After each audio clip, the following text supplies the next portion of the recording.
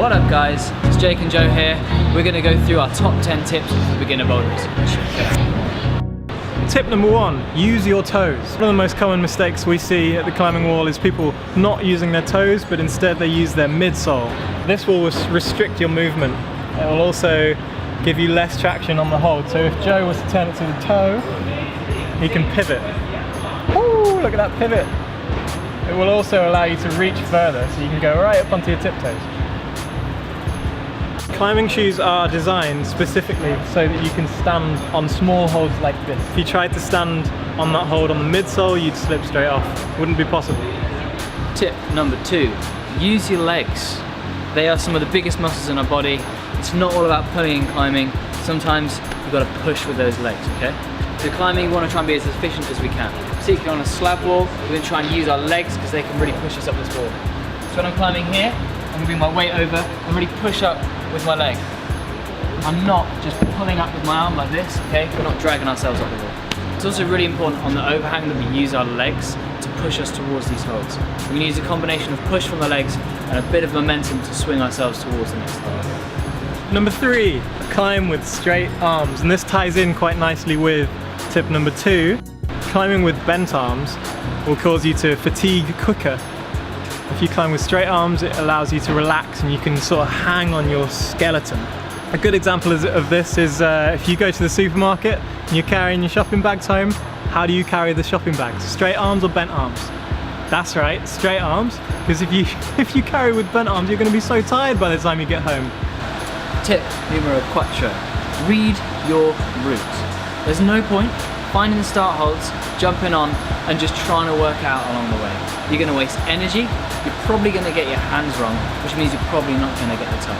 Take some time before you start climbing, have a look where your route goes, try and work out what hand is going to go to what hold before you jump on the wall. It's going to make it a lot easier and you're going to get more sense.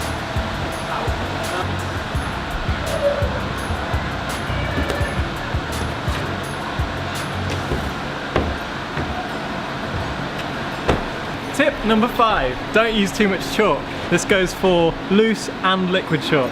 If you use too much, it can actually have a detrimental effect on the traction you have on the holds. This is especially important for liquid chalk. If you use too much, it's going to take too long to dry and you might end up climbing with wet hands. So for loose chalk, if you use too much, it's effectively like climbing on dust. Imagine sliding off slopers with tiny little marbles below your palms. Less traction. Tip number 6, don't be afraid to fail. Part of this, falling is a good thing, okay guys? If you're falling, it means you're trying hard and it means that you're going to become a better climber. If you're not very good at something, you should work on it. Work your weaknesses. If you can't hold onto a sloper, work on a sloper. If you fall off, that's fine. It means you're learning how to get better as a climber. If you watch any one of our videos, we're falling off, okay? It's because we're trying hard. Persistence is key if you want to get them sense. Tip number 7, climb with as many different people as you can. Variety is the spice of life. You'll learn a lot more and you'll learn a lot faster if you climb with people that are really good at dynamic moves, really good at slab static moves, really short people, really tall people. You'll learn everything. And what's really, really important is try and climb with people that are slightly better than you sometimes, because you'll learn so much. I'm usually really dynamic, so it's good for me to climb with people that climb a little bit slower and a little bit more statically, so I can learn the way of the static. Top tip number 8. One of the most common questions we get asked is, what shall I train for climbing? Our best answer, don't. If you're just starting out, just climb. That's the best way for you to get strong. If you start training too soon, you're going to end up hurting yourself, you're going to tweak a finger, you're going to pull a muscle somewhere. For now, the best thing you can do is just get on that wall and keep climbing. The best training for climbing is climbing.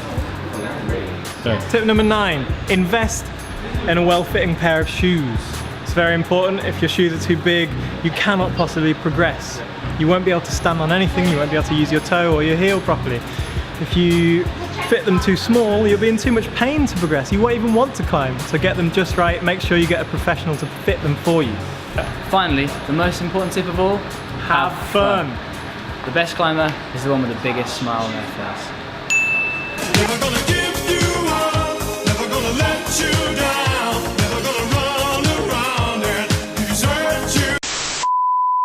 Go, we're on. Tip number 9. No. Go. Tip number 9. You can try. That doesn't work.